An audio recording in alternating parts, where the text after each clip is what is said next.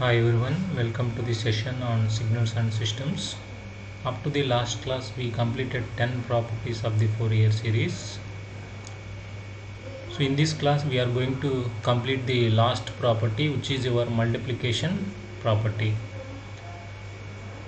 So this multiplication property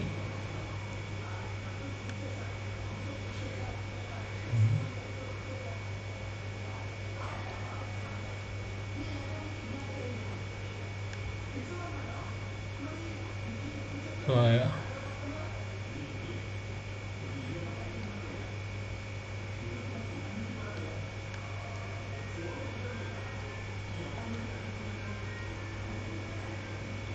Hi everyone, welcome to the session on signals and systems.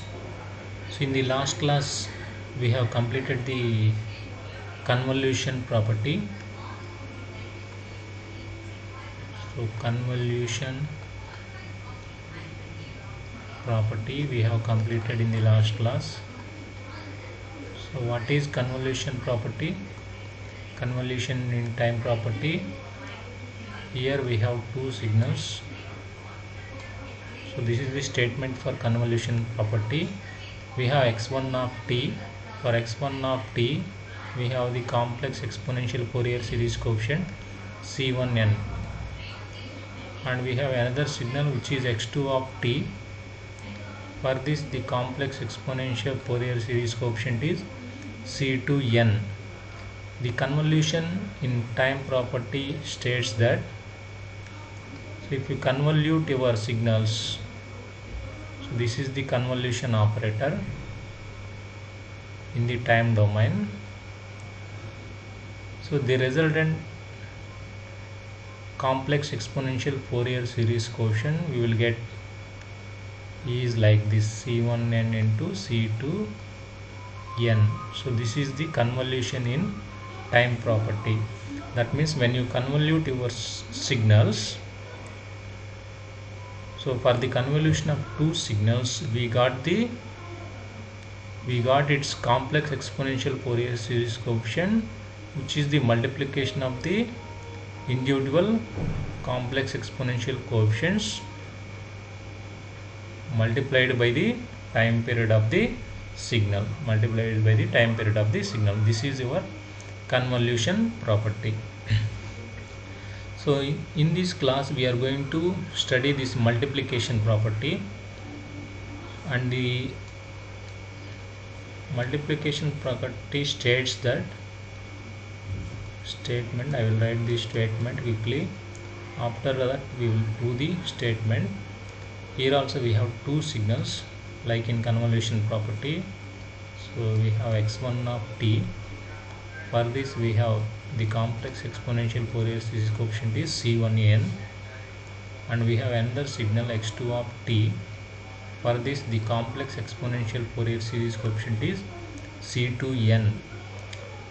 Then the multiplication in time property states that, so if you multiply two signals in the time domain, so what is the corresponding complex exponential Fourier series coefficient? Let us consider it is cn dash. So we need to find this cn dash.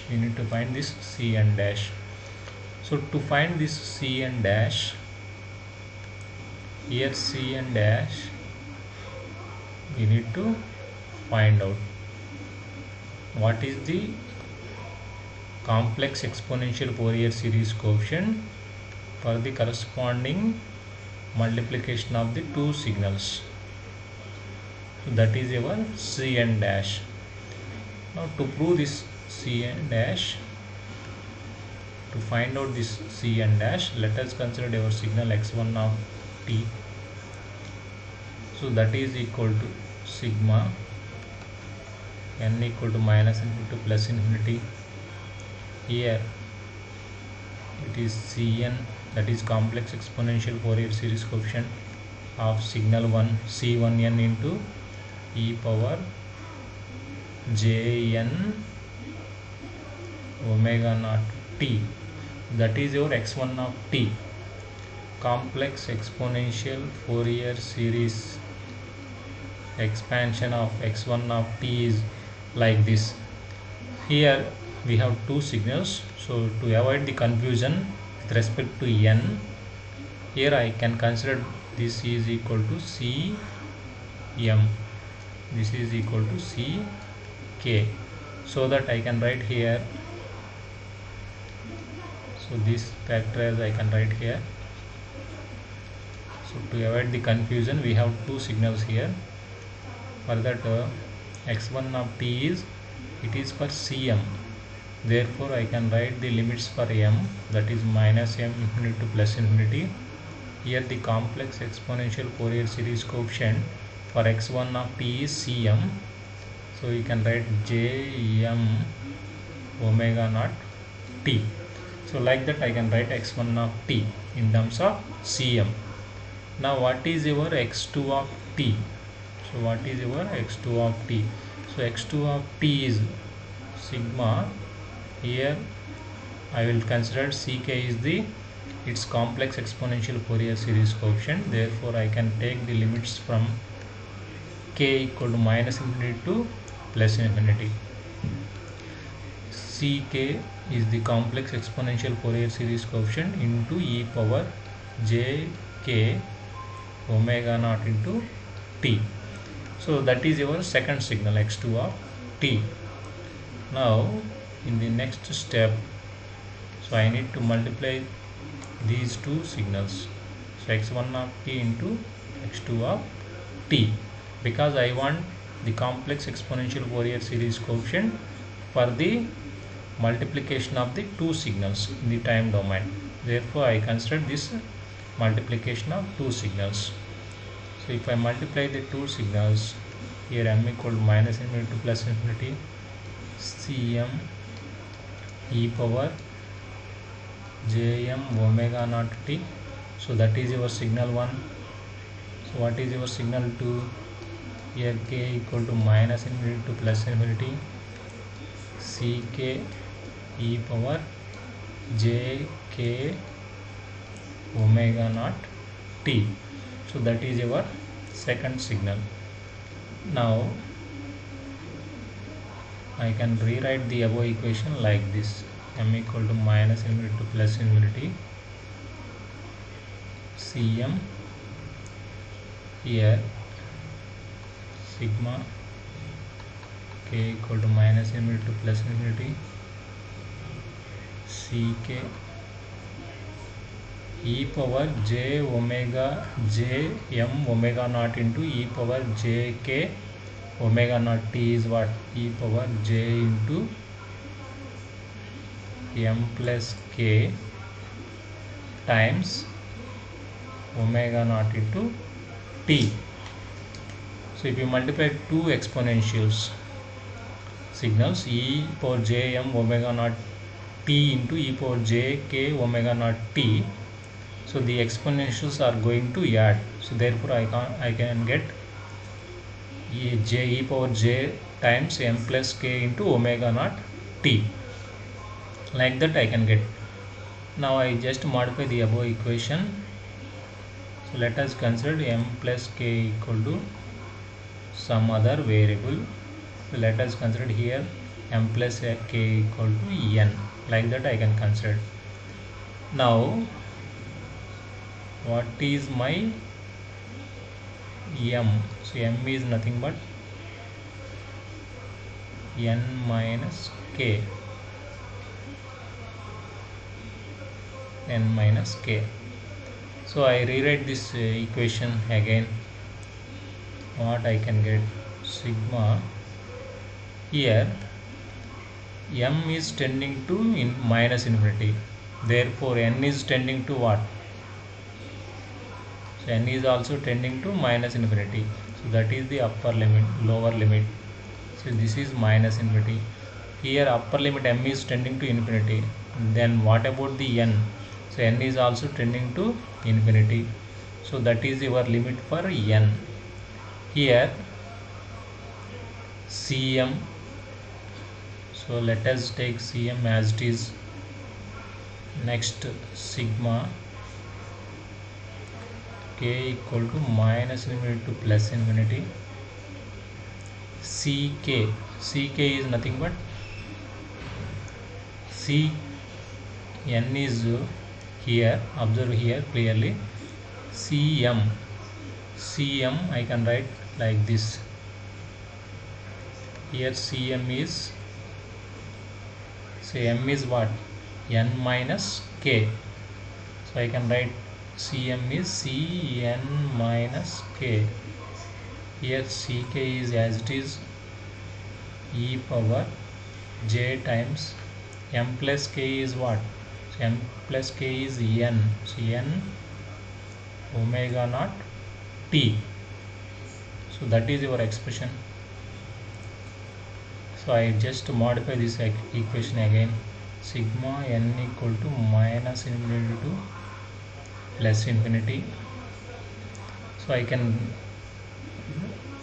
rearranging the above equation like this, sigma k equal to minus infinity to plus infinity, here ck into Cn minus k, so that is one term, into e power jn omega naught t.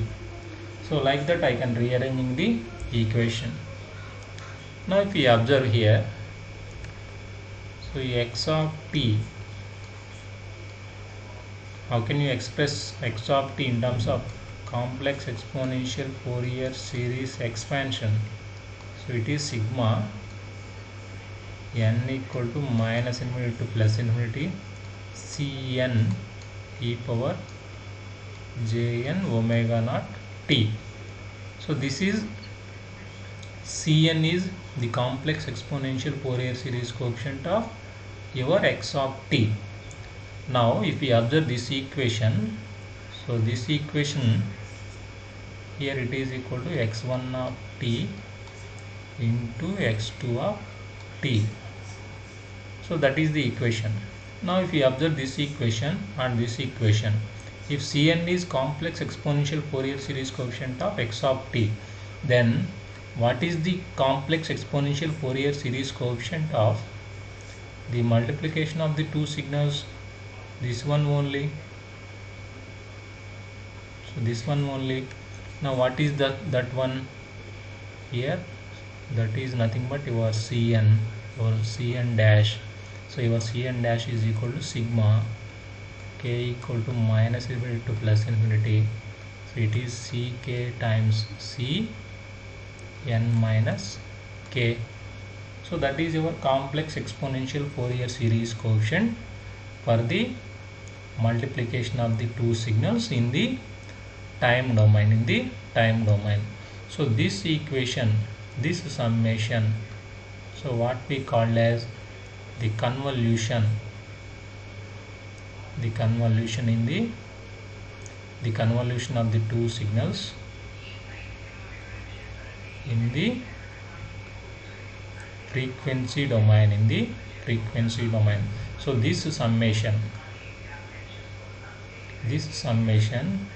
so what we called as the convolution of the two signals in the frequency domain. Your two signals are C1n and C2n. Those are the coefficients for the corresponding two signals. So this summation is nothing but the convolution of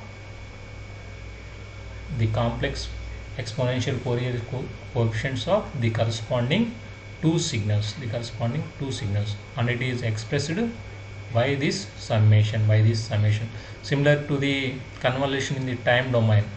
So what is the convolution in the time domain? How can we express the convolution in the time domain? So this is x1 of t, convolution x2 of t is what? So integral 0 to t, so x1 of tau, so x2 of t minus tau d tau, that is the convolution in the time domain. Now this is the convolution in the frequency domain, So this is sigma k equal to minus infinity plus infinity ck Cn minus k. So that is the convolution of the two signals in the frequency domain. Therefore your Cn dash is equal to sigma k k equal to minus infinity to plus infinity. Here it is ck into cn minus k. This is also equal to c1n convolution c to n. So this is your multiplication property. Once again I will repeat. The multiplication property states that if c1n is the complex exponential Fourier series coefficient of x1 of t and c2n is the complex exponential Fourier series coefficient of your x2 of t, then so if you multiply the two signals, then the corresponding complex exponential Fourier series coefficient is nothing but the convolution of the two signals in the frequency domain. C1n and C2n are the complex exponential Fourier series coefficients which are in the frequency domain. Now what we will get? The complex exponential Fourier series coefficient of the multiplication of the two signals. So we will get this summation. So this summation is nothing but the convolution in the frequency domain. So that is represented by C1n convolution C to n. So this is your multiplication property. So when it comes to the convolution in time domain property, so when you convolute your signals in the time domain, let us observe clearly.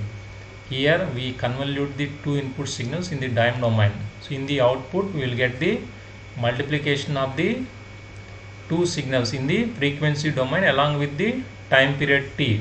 Whereas in the case of multiplication property, if you multiply the two signals, the corresponding complex exponential coefficient, so we will get the convolution of the two signals in the frequency domain.